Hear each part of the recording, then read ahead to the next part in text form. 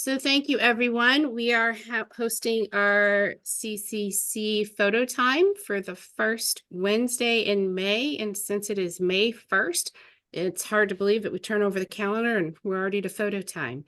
So we appreciate you watching here either live in person or on the video and recording. But tonight I had planned to share some tips and ideas about how to organize your ancestors' photos, videos, and documents within your Forever account. And that's because in April, I went to the Ohio Genealogical Society Conference in Sandusky, Ohio. And it got me to thinking, this is something that we haven't really talked about on one of our Wednesdays together. And I thought it might be useful to some people. So I want to go ahead and get started with talking a little bit about Onondaga numbering. So it's a numbering system, and I'm going to use it, and we're going to explore how to use it in our Forever account. So I'm going to give some explanation, some rules, how we're applying it, and then show you an example. And I need to give credit to another Forever ambassador whose name is Sky Craner, because she did a lot of work with this, and a lot of the slides that I was using started out as hers. I evolved them and modified some of them to mine, but she has provided some training to the Forever ambassador community on exactly how to do this and how she utilizes it in her personal family account. In addition, I have some resources in my demo account that I share with my customers that are slides directly from her presentation. So I want to give her a good shout out there. She's done a great job with this. And there are many ways to organize and tag, and whatever method you use is fully customizable. So I am just sharing a method that Sky uses, as well as a lot of other people in my family has found it to be helpful in getting our things organized. So I thought I would share it with you. So we are going to go ahead and get started on that.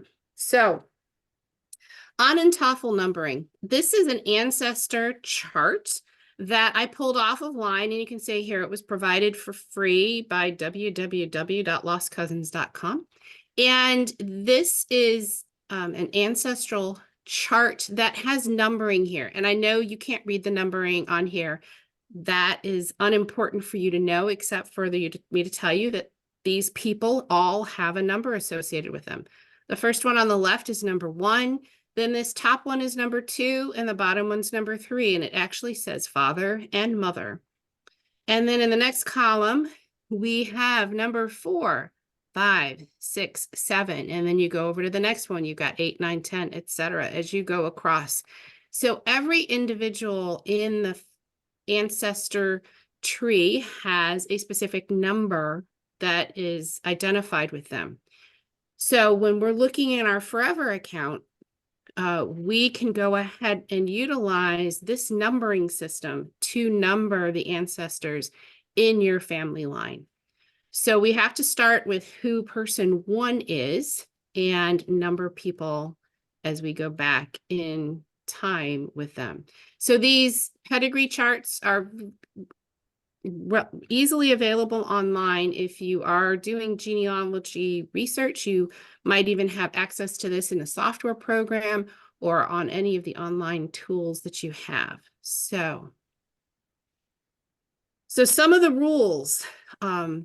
The first rule is that even numbers are always males unless they happen to be person number 1, because person number 1 could be whatever person you choose. It could be you, it could be a spouse, it could be a kid, it could be your mom, whoever you designated as person number 1. And then outside of that person number 1, everybody else, even numbers are males, odd numbers are females. And couples are consecutive numbers, and the male is 1 lower than the female. So, and if you need these slides, I can definitely provide these to you. And again, there'll be, this information is in my demo account, so you always will have access to it. So here we've got person number 1, and this happens to be my mother. And this is her father and her mother. And you can notice that the father's number is even and the mother's number is odd. And as you look at this a little more carefully, the rules for determining the father's number is going to be the person's number times 2. So for this example, the person's number is number 1. We multiply it by 2, and that's how you get the father's number. The mother's number is going to be the person's number times 2 plus 1. So in this case, Virginia's mother was going to be 1 times 2 plus 1, which is 3. And that's how you end up getting the father and mother for anybody. So if you do this, apply the same thing to this person's numbering. So their father is going to be their number times 2, which is 2 times 2, which is 4. And their mother would be 2 times 2 plus 1, which is 5. And that's actually how they get those numbers in that chart, which you can just fill out. But that is basically how all of that is numbered. I have a question real quick. Yes. What if I'm doing my mom and my dad? So my dad would be number 1 and my mom's number 1 on hers. How do I tell the difference between who's? So you would only have one of them be number 1 on this chart. Because you can't have 2 people filling up the same square, but you could have a separate chart where your mom is 1 on this chart and dad is 1 on this chart, on the second chart. But when it comes to the photos, we'll work through that. It's how we're using the nested albums. So we'll be able to, we will be able to work through that. The other option is to take yourself as number 1. So then your father and your mother end up being 2 and 3. Okay. But I will show you how we can do that. So, and just a note here is if you have a pedigree chart like this, and again, these are the generations going back in the columns, okay? The number at the top of the column will also show the number of people in that generation. So in this one, it actually says 8, and there's 1, 2, 3, 4, 5, 6, 7, 8 in that generation. And that's true with that other chart that I showed you that had the rectangles in it. It's the same information. And for both of these, the paternal ancestors are on the top half. So the father's ancestors are on the top half, and the mother's or maternal ancestors are in the bottom half. So as you're kind of working your way through it, you can you're keeping them separate, which is a really nice way that this chart is organized. Okay, so let's talk about your person number 1 and what you might want to do with it. So this is person number 1 in my chart. This is my mom with her full name, her birth year, and her death year in her name of this album that is for her. So the things I recommend is that if you're going to make an album for a person and you're going to try to do this with a whole set of ancestors or a whole set of people, that you kind of standardize what you're going to put in the album name and the description right from the beginning. What you put in there is totally up to you, but you probably want to just give it a little bit of thought as to whether you're going to include their full name, their birth date, their marriage date, death date, who their father is, who their mother is, who their siblings are, who their spouse is, their children's names, and do you want to include any locations in any of these? You have full customizability with this information, but you should decide what you're going to use before you get a whole bunch of people in there and then say, oh, I really should have added this, and now you have to go back and edit it. So this is my mother, and this happens to be in my sister's account, and she titled this out with 001, and then my mom's full name, and this is her maiden name. This is who she was born as, not who she married. So it does not have her married name here. And it has her birth year and her death year. So in this case, this was the amount of information that we wanted to put in about her, and we could add additional information into her description. So within her album, what are you going to put? What kinds of things can you put? So you can put photos, documents, videos, maybe genealogical records you want to include are things like birth certificates, marriage certificates, death certificates, diplomas, things about their life story. What you put in there is completely up to you, and it is based on what you have, what you think is important. And with albums like this, these are things that are probably going to be passed on from you to the next generation. And you want to have the things in there that people are going to care about in the future. So once you have things in there, and for those of you who are familiar with a Forever account, there are some numbers down here underneath her name. I don't know that you can read it, but it's got an image of a piece of paper and 431, and then it's got an image of a folder, and that has 4. So in this case, there are 431 photos, videos, or documents all combined in this album. And there are 4 albums within the album. So 431 items. I don't know about you, but that's kind of a lot of items to kind of scroll through. So do you want to organize this further and separate things by stage of life, when they're childhood, when they're an adult, when they with their kids? It kind of depends on how many things you have in here. Some of our ancestors, as we get far back, we'll be lucky to have a couple, 2 pictures and maybe a couple of documents. So there's probably not a whole lot to organize. With people who are a little closer to the current time frame, you might have a lot of possible files, photos, videos to put in here. And how much you're going to organize really depends on how much do you want to organize it to be able to find things. And that's really a personal decision. I think when you get to that 500 number, it's an awful lot to scroll through. And so putting them and separating them into albums makes a lot of sense. But maybe even when you hit 250 or 100 items, it's too many items. So making some additional albums under this, person's original album, making some nested albums where you can find their things a little bit more easily could be beneficial to you. What else do you want to do and put inside this person's album? Well, I indicated that there were 4 albums within here. And for this particular case, and which I recommend for everybody, is that you should create a separate album for each child and each spouse. So in this case, this is my mom, and she had 3 children, and you can see those are marked here. And she had 1 spouse, and that's marked here. So by doing this, all 3 of these people are associated with their mother, and the spouse is associated also with his wife. So there's a number of ways once you've got things in these albums so that we can organize them. And again, the same thing holds true. Once there ends up being enough images or videos or documents within these albums, you may want to do another level of organization other than just putting them there.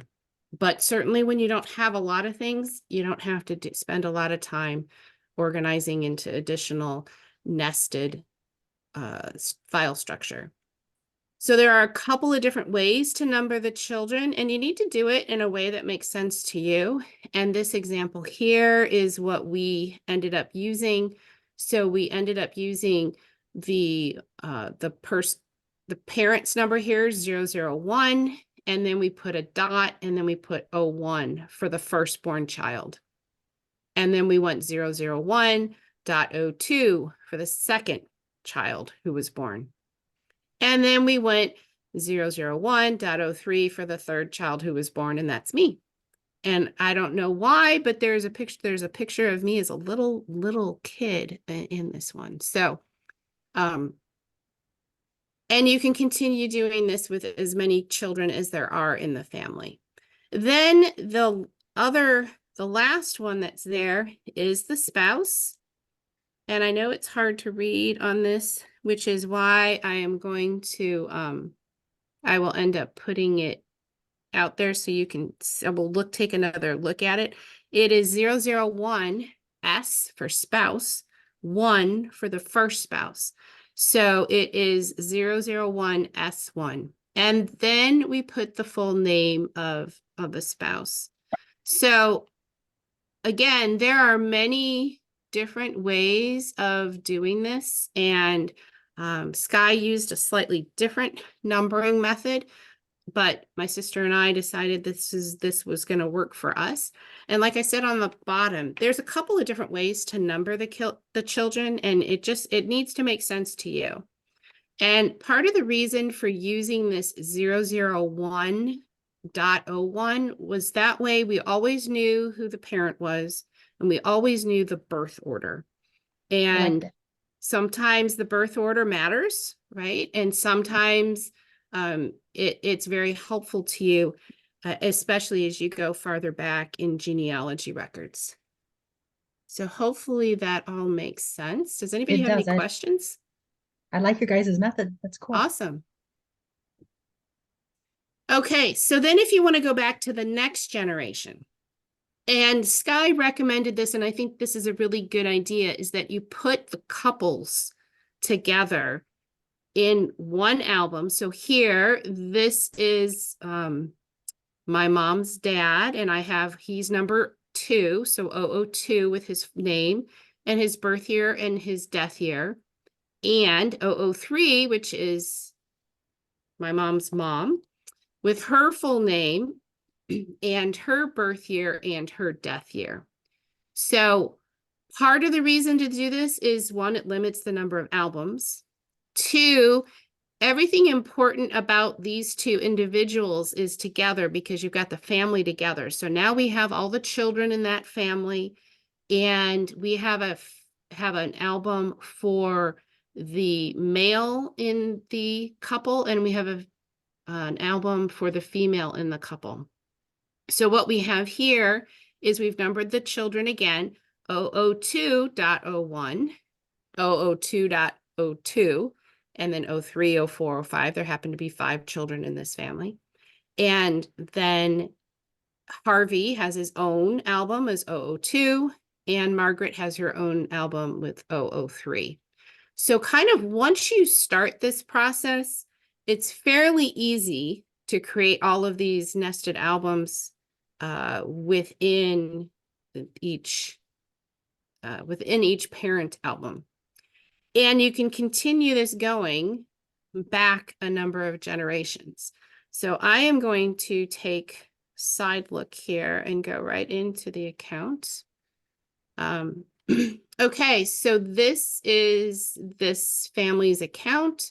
This is my family, and it's owned by my sister, who graciously agreed to let me share this tonight. So the first thing she did was she has this chart that she downloaded from her software program that she uses. So this has the pedigree chart, and it has all the people written out in it.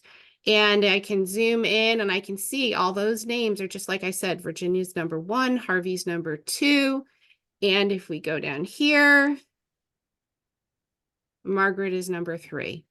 And then we go back another generation and we have people 4, 5, 6, 7, back another generation, 8, 9, 10, etc. So again, we can keep on going back through all the generations. And this is the information that she had, and it's printed out here. It was as of September of 2022. So this is what was used to help build the whole structure for all of the albums in here. So this is the first thing, and this is the thing that she decided was going to be her photo in her image here. And she also used that for this image on the Starkey family history. So the other piece of information here is that she included this text in here to try to be able to identify this to anybody who's looking at this in the future. So relatives of Virginia and Amelia Starkey based on Onontoffel numbering, shows all ancestors for the starting person who's labeled as 1.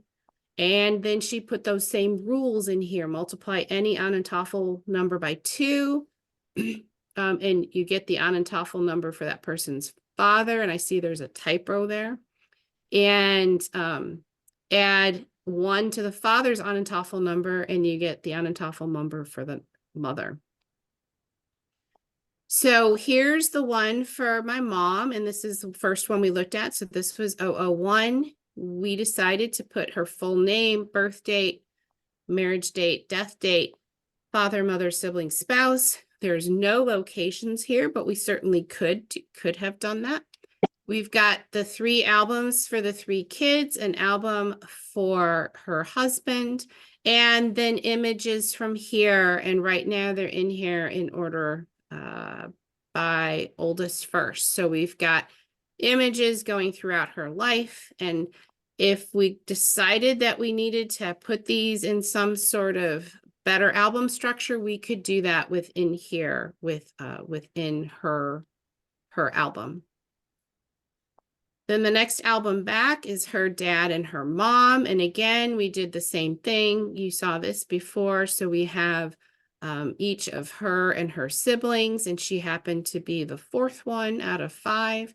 And so here is her dad. So with her dad, we have birth, marriage, death, father, mother, sibling, spouse, and again, a bunch of pictures of him that we have in here into the account. And we have the same thing for Virginia's mom, same kind of information here. And again, pictures that we have for her. I don't know that we have any documents sitting in here.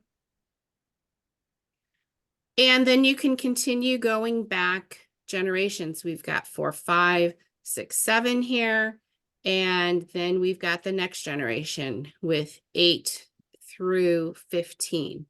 So this numbering system works very well to continue it back a number of generations. And again, since you can store a lot of various things in your Forever account, you can put documents, you can put videos, you can put photographs. So this allows you to have that flexibility of being able to put these things.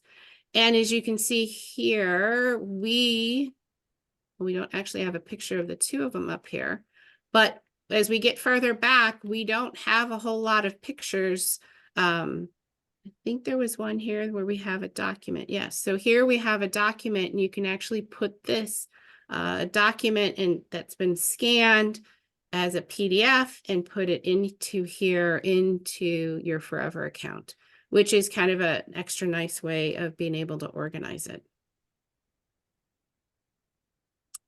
So I'm going to switch back to my other screen. If I can. Okay.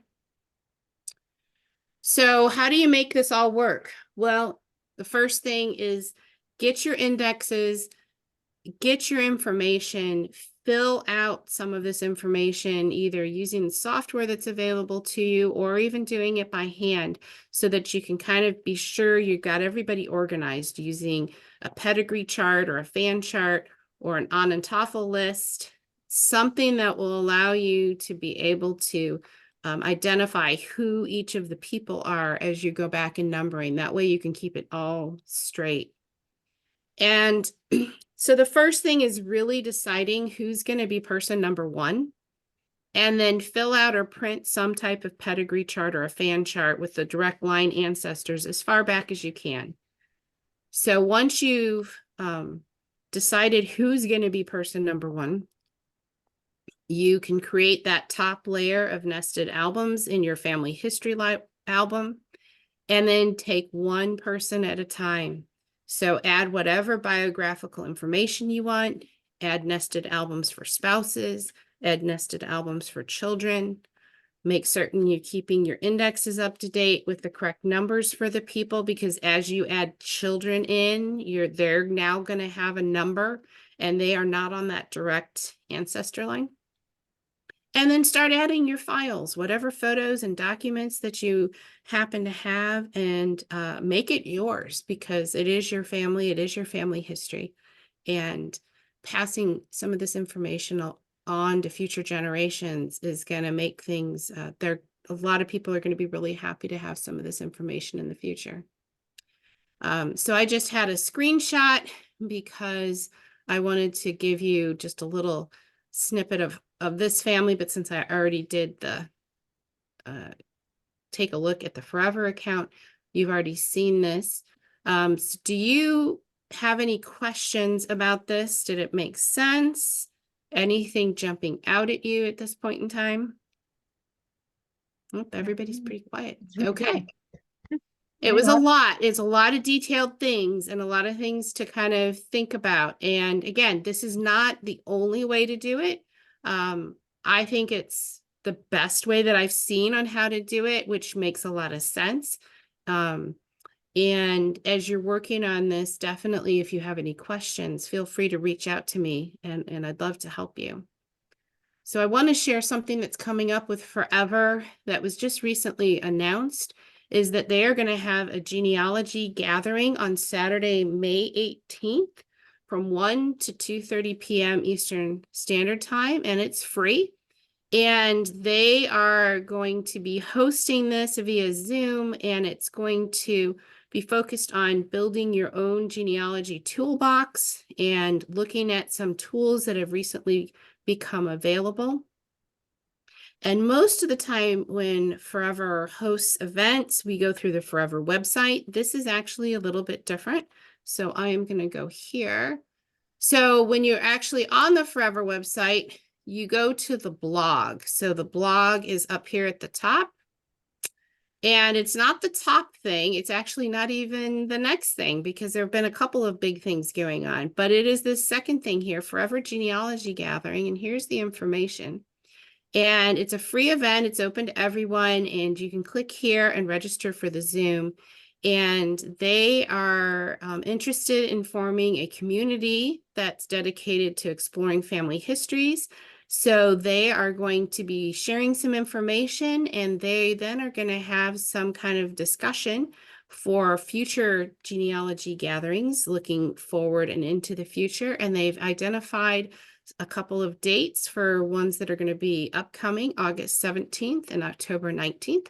And I don't know all the details about anything else other than what I see here, but I know that there are a lot of people who are interested. There have been a lot of people registering for the Zoom.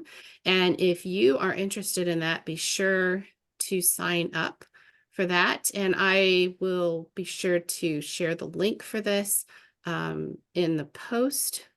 And then the other thing that's new, and this is have nothing to do with genealogy, but Forever announced an upload contest, and typically upload contests are just for club members, but this one's different. Everyone can get rewarded, anyone can participate, and you upload files during the month of May, and you could earn up to $100 coupon to use on your next Forever storage or video streaming purchase. In addition to the coupon, the top photo uploader will earn 10 gigabytes of storage that will be added to their permanent account, and the runner-up will receive a 5 gigabyte award. They're going to post information, and they've got numbers of files to upload here to enter you into the contest. So it sounds like it will be a lot of fun, and this is something different. I have not seen this before. So if you are in the process of uploading, be sure to just take a look at this and look at all the rules, because it runs through all the month of May, and it is replacing the May monthly Forever Club Load contest. So it is a little bit different for this month. And the last thing I have is just kind of wrapping up for questions and next month's topic. I have a couple of ideas floating around, but if there is anything that you are particularly interested in, just reach out to me and I am happy to listen to whatever topic you might want to have me share about, and we can try to work that in next time. So I think that's all I have, but I thank everybody for listening and everybody who's here. So if you could stop the recording, and we'll see you next month. Thank you.